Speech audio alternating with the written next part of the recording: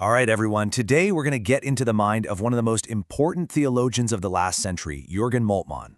We're going to tackle some big questions. What does it mean to have a theology of hope? What if God isn't distant from our suffering, but right there in it with us?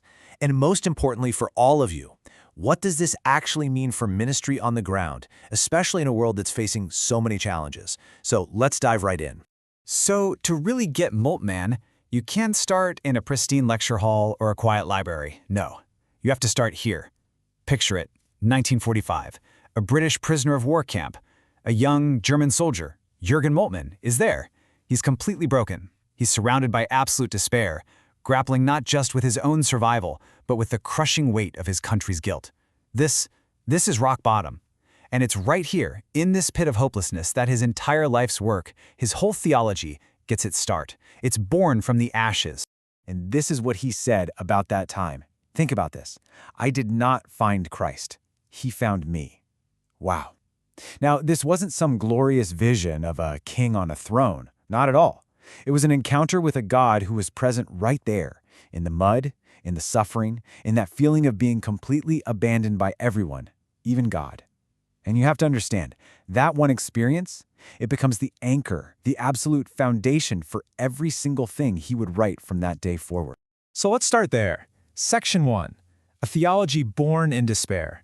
Because you just can't understand his theology of hope until you first feel the sheer weight of the hopelessness it was pushing back against. Okay, so this is where it gets really interesting. Moltmann completely reframes what we mean by Christian faith. You see, he'd been reading this Jewish Marxist philosopher, a guy named Ernst Bloch. And Bloch was all about this idea of a principle of hope for humanity's future. Moltmann saw this and thought, wow, that's powerful stuff. But he said, our hope isn't grounded in some vague idea of human progress. No way. It's grounded in a specific act of God, the resurrection. For Moltmann, the resurrection isn't just something that happened way back then. It's God's definitive promise for the future of the entire world. It's a forward pull. And this forward-looking vision, what we call eschatology, isn't just a chapter in a theology textbook for him. It's supposed to reorient everything, absolutely everything we believe and do. All right, so this whole idea of a faith that's pulled forward into the future brings us right to the engine room of Moltmann's theology. It's all about this powerful tension between the cross and the resurrection. Look at this. This slide lays it out perfectly. It's the central contradiction, right? On one side, you've got the cross. That's reality as we know it. It's death, suffering, sin, feeling abandoned. It's the world we live in. Then on the other side, you have the resurrection. That's reality as it will be. New life, God's presence, justice, a whole new creation. Now here is the most important part, the absolute key to everything. God raised the crucified Jesus.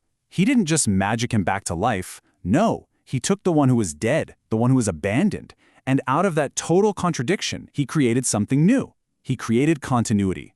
So the resurrection isn't just about Jesus getting a happy ending. It's God's promise that he will do the same for the whole broken world that the cross represents. And this leads Moltmann to his most radical, most famous statement. He says, Christianity is eschatology. It's not part of Christianity, it is Christianity. And what is eschatology? It's hope. It's a faith that is always, always leaning forward, looking forward, moving forward, straining toward the future that God has promised. A future that already broke into our world with the resurrection of Jesus. Okay, but hold on.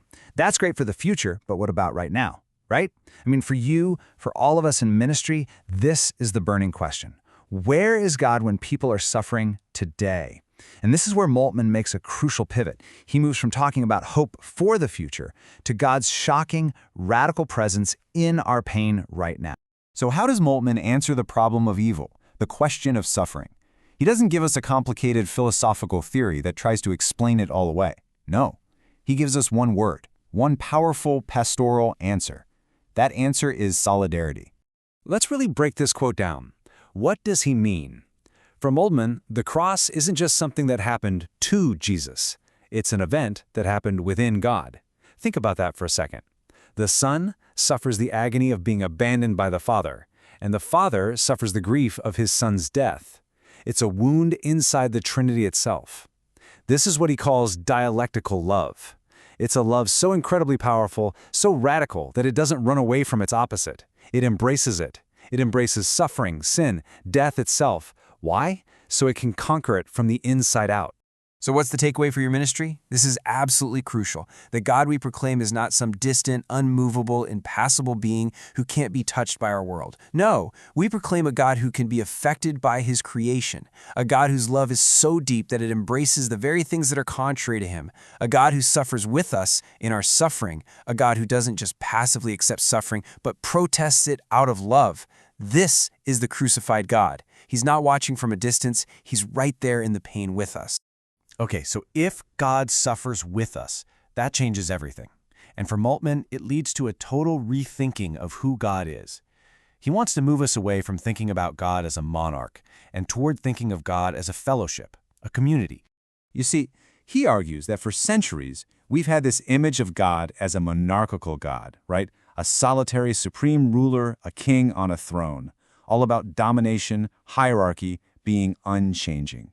And the problem, Moltmann says, is that this image of God has been used over and over again to justify earthly power structures, kings, dictators, and even hierarchies in the church. But Moltmann offers a completely different picture, the social trinity. Instead of a lone ruler, God is a fellowship, a community of three divine persons, Father, Son, and Spirit, in a constant relationship of mutual love, of equality. He loves this old Greek word for it, perichoresis.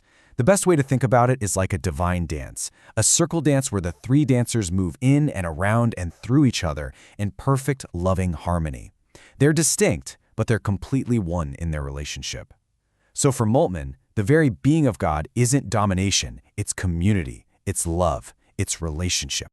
Okay, this is where the rubber meets the road. So what? We have this God of hope, this suffering God, this God who is a community. What in the world does that mean for the church's mission? Let's bring these huge theological ideas right down to earth. Right, so for Moltmann, the church is absolutely not supposed to be some static, rigid institution. It's a movement. He calls it a messianic fellowship. And our mission, it's to be a living, breathing preview of God's future kingdom. So number one, we live as an anticipation of what's coming. Two, we suffer in solidarity with those who are forgotten and pushed to the margins, the God-forsaken, because that's where God is. Three, we don't just wait around, we act. We actively work to create little pockets of God's future justice and peace right now. And four, we form a community not based on power and hierarchy, but on voluntary fellowship, what he calls open friendship. So let's land the plane here. As you all prepare for ministry, especially in a place with its own unique joys and struggles like Nigeria, here are the big takeaways from Moltmann. First, preach a God who is present in suffering, not absent from it. Second, foster a hope that doesn't just sit back and wait, but one that fuels real action for justice now. Third, build churches that look like the Trinity, communities of freedom, equality, and friendship. And finally, understand that our mission, it's not just our own little project. It's about joining the triune God in his grand work of making all things new. So I'm going to leave you with this one question, a question to take with you from this classroom out into your communities and your future ministries. If Moltmann is right, if the church is really meant to be an anticipation of the future kingdom, a living, breathing trailer for the main event, then what has to change? Seriously, what has to change in how we do church, how we preach, how we relate to each other, and how we engage with the world around us today?